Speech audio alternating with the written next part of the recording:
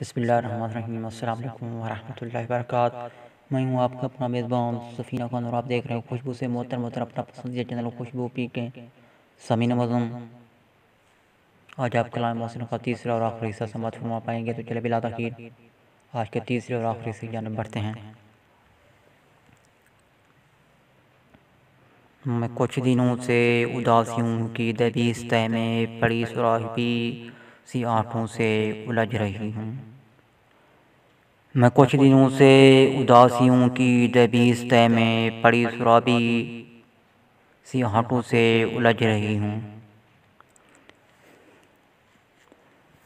میں کچھ دنوں سے دیار الفت کے تاکیوں میں فیروزہ خوابوں کے نیلے صدمے کی آہوزاری سے ڈر رہی ہوں۔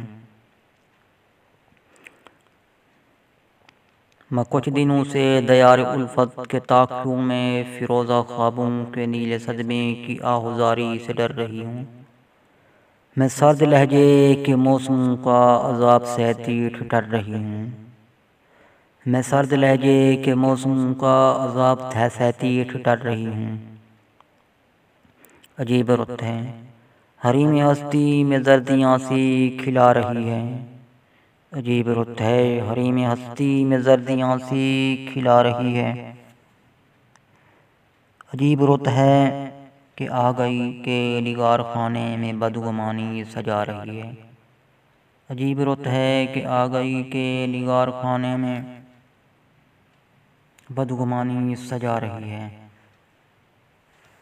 عجیب رت ہے کہ اب کے بعد سموم جیسے بزنگ موجے قہر گئی ہے۔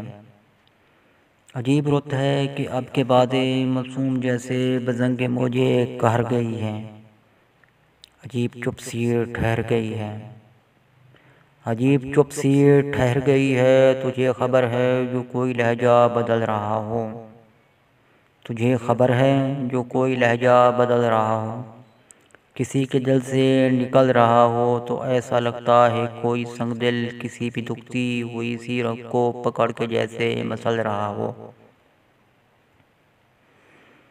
تو ایسا لگتا ہے کوئی سنگ دل کسی بھی دکھتی ہوئی سی رگ کو پکڑ کے جیسے مسل رہا ہو، کچل رہا ہو۔ عجیب دکھ ہے، عجیب دکھ ہے۔ سامعین معظم، آج آپ نے کلام محسن کا تیسرا اور آخری حصہ سماعت فرمایا۔ انشاءاللہ تعالی میں دیگر شعراء کرام کے کلام بھی لگاتا رہوں گا۔ اگر آپ بھی شاعر ہیں تو اپنا کلام مجھے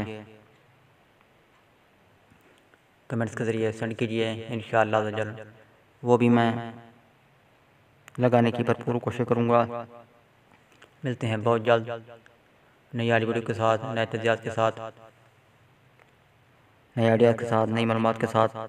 تب تک کے لیے مجھے اجازت۔ اللہ حافظ۔ پاکستان زندہ باد۔